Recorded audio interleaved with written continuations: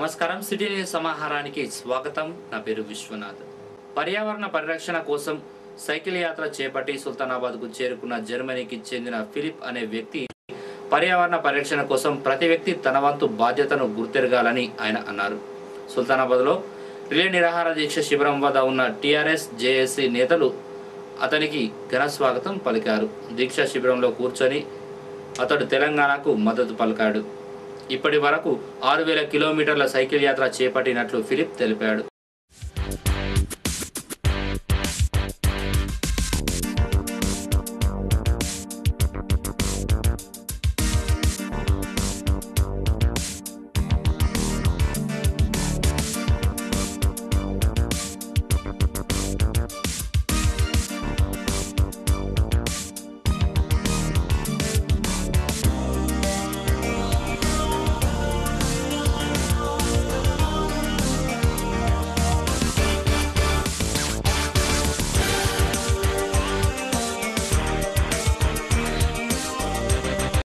My name is Philip from Germany. I started cycling in 2012 in September. So I cycled 1,000 kilometers in Middle East in Jordan. Then I went to Oman for another 2,000 kilometers. Then to East Africa for 1,000 kilometers. And then I came to India in the beginning of December. So I started in India, Kerala, Trivandrum, or Thiruvananthapuram, what you call it, all the way to Tamil Nadu, then to Karnataka, then into Andhra Pradesh, and now I will proceed to Chhattisgarh, Orissa, and the finish will be in Kolkata.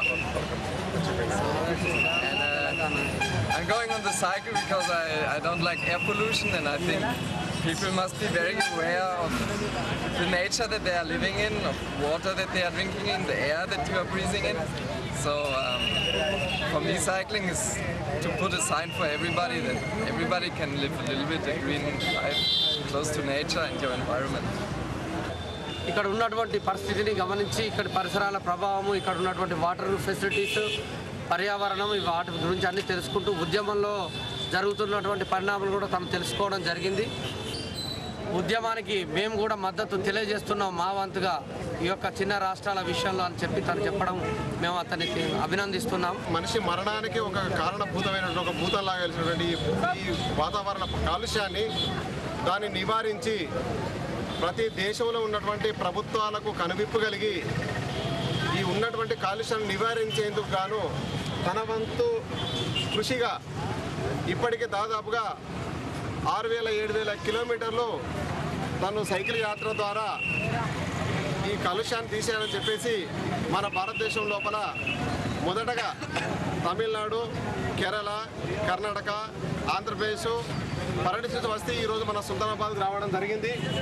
భగవంతుడు తన ఆరోగ్యాన్ని కాపాడుకుంటూ తను తలపెట్టినటువంటి ఈ కార్యక్రమం పూర్తిగా తను సాఫల్యమై నిజంగా కూడా ఈ కాలుష్య నివారణకు చర్యలు తీసుకునే దశగా ఈ ప్రపంచం ఆలోచించే విధంగా తనది సఫలం కావాలని చెప్పేసి ఓదెలలో చిన్నారిపై అత్యాచారానికి పాల్పడి హత్య చేసిన రాజేష్ను ఉరితీయాలంటూ విద్యార్థినులు డిమాండ్ చేశారు.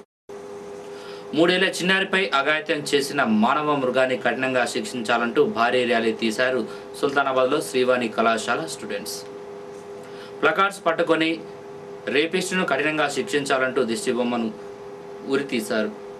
అంబేద్కర్ చౌరస్తాలో మానవహారంగా ఏర్పడి రేపిస్టు దిష్టిబొమ్మను తగలబెట్టారు.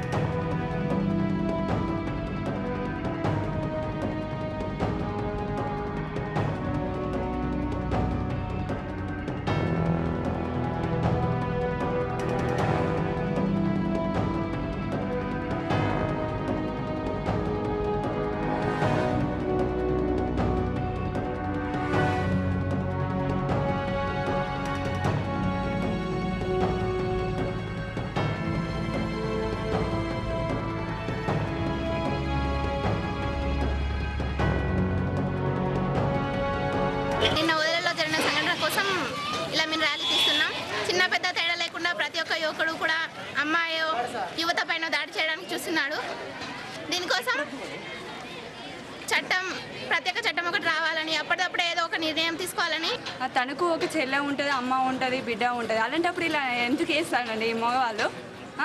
అమ్మాయిలు అన్నప్పుడు గింతనన్నా అది లేకుండా వేస్తున్నారు. దానికోసం శ్రీవాణి కాలేజీ తరఫున ఇలా ర్యాలీ ఏర్పాటు చేస్తున్నాం.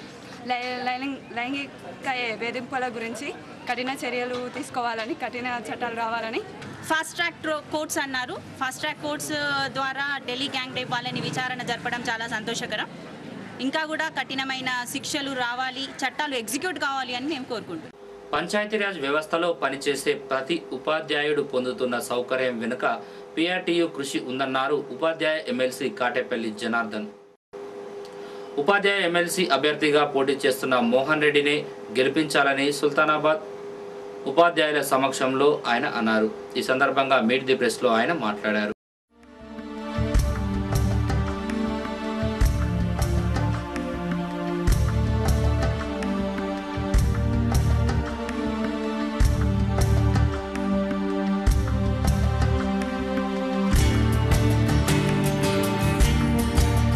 ఈనాడు పంచాయతీరాజ్ వ్యవస్థలో పనిచేసే పంచాయతీరాజ్ ఉపాధ్యాయుడు పొందుతున్న ప్రతి సౌకర్యం వెనుక పిఆర్టీ యొక్క కృషి ఉంది. పిఆర్టీ కృషి వల్లనే ఈనాడు ఉపాధ్యాయుడు ఈనాడు సమాజంలో ఈ గౌరవభావాన్ని పొందే విధంగా పిఆర్టీ కృషి చేసింది కనుక పిఆర్టీ అభ్యర్థి అయినటువంటి ఈ ప్రాంతం నుండి పోటీ చేస్తున్నటువంటి మోహన్ రెడ్డి గారు గతంలో 26 సంవత్సరాలు రాష్ట్ర సంఘ నాయకునిగా, 6 సంవత్సరాలు ఎమ్మెల్సీగా ఉపాధ్యాయ లోకానికి, విద్యారంగానికి అమూల్యమైన సేవలు అందించారు. తిరిగి వారిని వచ్చే ఎమ్మెల్సీ ఎన్నికల్లో మీ యొక్క సంపూర్ణ సహాయ సహకారాలు అందించి మళ్ళీ వారిని శాసనమండలి సభ్యునిగా ఎన్నుకోవాలని ఉపాధ్యాయ లోకాన్ని కోరుతున్నాం. గతంలో సాధింపబడ్డ సమస్యలన్నీ పిఆర్టీ బ్యానర్ పైన సాధింపబడ్డాయి. భవిష్యత్తులో కూడా పీఈటీల అప్గ్రేడేషన్ కానివ్వండి, పండిట్ల అప్గ్రేడేషను, 398 వేతనం మీద పనిచేసిన కాలానికి నోషనల్ ఇంక్రిమెంట్లు, అదేవిధంగా స్టెప్అప్ సంబంధించిన సమస్య ఇవన్నీ సాధించే విధంగా ప్రభుత్వంపై ఒత్తిడి తీసుకొస్తున్నాం.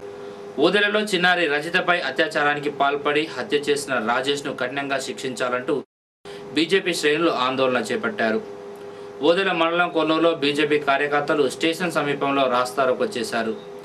మహిళలకు రక్షణ కల్పించే విధంగా చట్టాలను ప్రభుత్వం తయారు చేయాలన్నారు.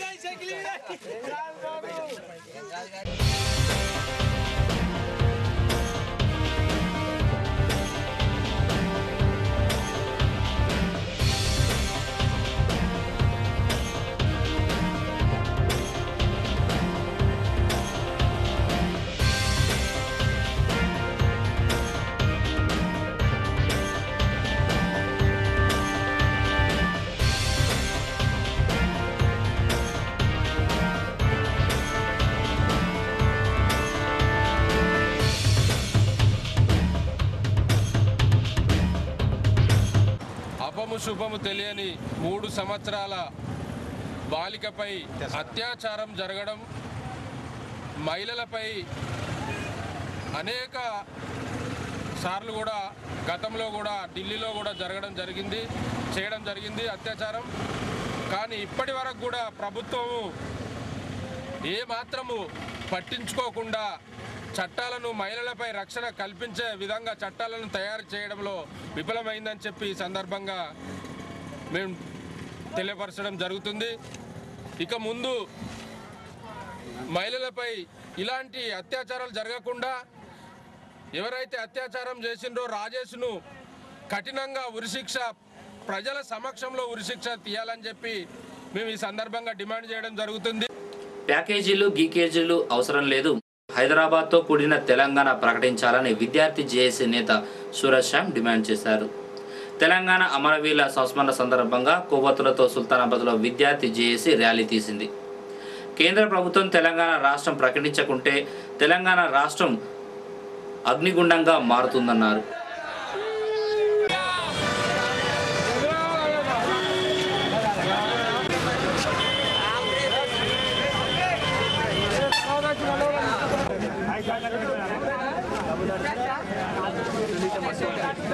తెలంగాణ రాష్ట్రాన్ని వెంటనే ప్రకటించాలని చెప్పి కేంద్ర ప్రభుత్వం మేము డిమాండ్ చేస్తూ ఉన్నాం. మరి ఏదైతే కేంద్ర ప్రభుత్వం కనుక తెలంగాణపై ప్రాంతీయ బోర్డులు కానీ ప్రత్యేక ప్యాకేజీలు కానీ అదేవిధంగా గుర్కా లాంటి తరహాలో కౌన్సిల్ కానీ ఏర్పాటు చేస్తానంటే చెప్తే తెలంగాణ ప్రజలు ఊరుకునే పరిస్థితులు లేదని చెప్పి ఈ సందర్భంగా కేంద్ర ప్రభుత్వాన్ని తెలియజేస్తా ఉన్నాం. మాకు హైదరాబాద్ ప్రాంతంతో కూడిన తెలంగాణ ప్రాంతం మాత్రం కావాలని చెప్పి అంటున్నాం, కానీ మాకు ప్యాకేజీలు గీకేజీలు మాకు అవసరం లేదు. ఏదైనా ప్యాకేజీలు గీకేజీలు మాత్రం ఇవ్వదలుచుకుంటే అది సీమాంధ్రకే మాత్రం ఈ ప్యాకేజీలు ఇచ్చి మాకు తెలంగాణ రాష్ట్రాన్ని హైదరాబాద్తో కూడిన తెలంగాణ రాష్ట్రాన్ని వెంటనే ప్రకటించాలని చెప్పి మేము డిమాండ్ చేస్తూ ఉన్నాం. ఒకవేళ తెలంగాణ రాష్ట్రాన్ని కేంద్ర ప్రభుత్వం ప్రకటించకపోతే ఈ తెలంగాణ ప్రాంతం అగ్నిగుండంగా మారుతుందని చెప్పి ఈ కేంద్ర ప్రభుత్వాన్ని హెచ్చరిస్తా ఉన్నాం. తెలంగాణ క్రిస్టియన్ పెద్దపల్లి నియోజకవర్గ అధ్యక్షునిగా సుల్తానాబాద్కు చెందిన లూకాస్ను నియమించినట్లు టీజేఏసీ రాష్ట్ర chairman professor Kodandaram, Christian JAC convener జిలకర రవికుమార్లు ఒక ప్రకటనలో తెలిపారు. కేంద్ర ప్రభుత్వం 28వ తేదీలోగా తెలంగాణ రాష్ట్రం ప్రకటించకపోతే ఎలిగేడ్లో సహకార ఎన్నికలు బహిష్కరిస్తామని బీజేపీ నేత చలేంద్ర చంద్రశేఖర్ ఒక ప్రకటనలో తెలిపారు. గతంలో ఎలిగేడు మండలం ఏర్పాటు కోసం ఎన్నికలను బహిష్కరిస్తేనే ఎలిగేడు మండలాన్ని సాధించుకున్నామని శేఖర్ గుర్తు చేశారు. రాజకీయ నేతలు ఒకతాటిపై వచ్చి సహకార సంఘం ఎన్నికలు బహిష్కరించాలని ఆయన కోరారు. ఈ నెల 24న ఎలిగేడు మండల బీజేపీ కార్యకర్తల సమావేశం ఉదయం 11 గంటలకు నిర్వహిస్తున్నట్లు శేఖర్ తెలిపారు. ఈ కార్యక్రమానికి బీజేపీ రాష్ట్ర ఉపాధ్యక్షుడు గుజ్జల రామకృష్ణారెడ్డి హాజరవుతారన్నారు. బీజేపీ నేతలు కార్యకర్తలు తరలి రావాలన్నారు. ఇవి బులెటిన్ విశేషాలు. మరో బులెటిన్లో మళ్ళీ కలుసుకుందాం. నమస్కారం.